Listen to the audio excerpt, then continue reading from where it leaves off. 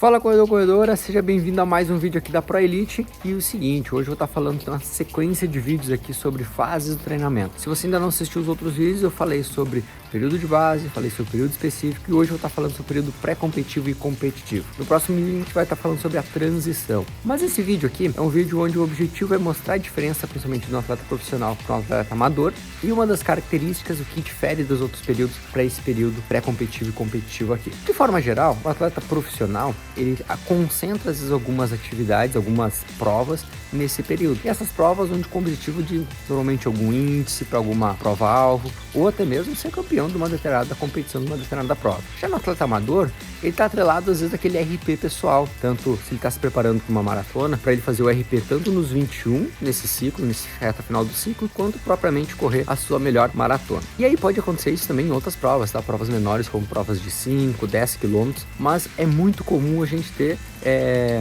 atletas que vão estar concentrando provas mais semelhantes nesse período para a gente buscar a melhor performance. O que eu tenho que entender aqui nesse período pré-competitivo e competitivo? Ou muitas vezes falado também pelos treinadores como o período de polimento, onde o atleta vai estar fazendo o polimento final para ele ter a melhor performance dele lá na competição. Quando eu penso numa preparação para um aluno, para um atleta amador, eu entendo que do período de base, no período específico, eu vou ter uma concentração de carga um pouco maior. Principalmente no período de base, no período específico eu tenho as cargas mais concentradas, de volume, intensidades mais voltadas à característica da prova, e quando eu entro num período mais pré-competitivo, entrando no período competitivo, ou seja, onde está a prova-alvo dele, eu começo a entrar principalmente numa diminuição de volume e as cargas específicas de intensidade, elas começam a ficar mais no ritmo de prova. Eu não tenho tantos treinos de velocidade, eu não tenho treinos em ritmo de VO2, eu tenho mais treinos focados principalmente no ritmo de prova dele. E o que isso me faz? Faz com que eu vá fazendo o polimento, o ajuste final,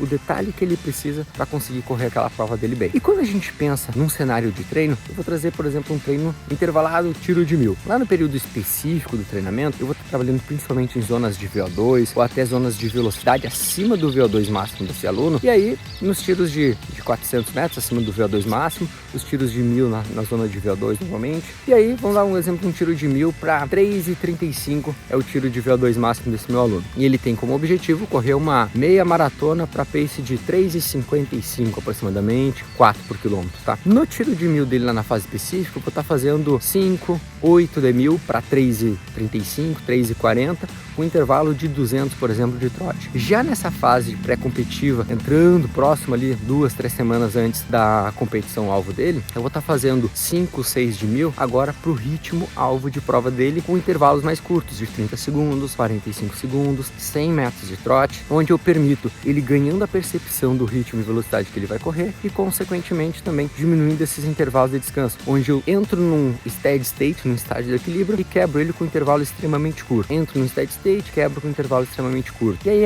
esse ganho de percepção, ele vai melhorando, até que ele vai conseguindo fazer esse ritmo alvo que a gente tem e, consequentemente, vão entrando também outros intervalados extensivos mais longos, onde o atleta normalmente vê tiros de 10 minutos, 15 minutos, 1 km 200, 1 km 600, enfim, outros tipos de variações de treinos, eles vão entrando nessas provas longas. É claro que cada prova, cada preparação vai ter o seu período pré-competitivo e competitivo um pouquinho diferente, mas uma visão geral que você vai ter aqui é essa clara diferença entre eles. Uma outra diferença importante aqui também que entra é que nesse período a gente começa a reduzir os treinos de força, ou seja, eu começo a pedir pro aluno dar uma aliviada lá na academia, tira um pouco o pé, principalmente dos treinos de força, potência, gera menos dano tecidual lá no seu treino de força. E, consequentemente, ele vai notando aquela performance que ele adquiriu lá na base, lá no período específico, agora esse ganho nesse período pré-competitivo e competitivo. E quando chega naquela semana da prova, é onde a gente faz a redução de todas essas cargas e, consequentemente, ele vai lá para a prova muito mais confiante, muito mais pronto fisicamente e o corpo começa a soltar. Ou seja, a gente ocorre nesse período que a gente chama de supercompensação. Ou seja, tudo que a gente foi degradando, gerando dano, gerando estresse físico, oxidativo, metabólico como um todo, ao longo de toda essa preparação das outras fases de treinamento, agora é o período onde a gente supercompensa, ou seja, a gente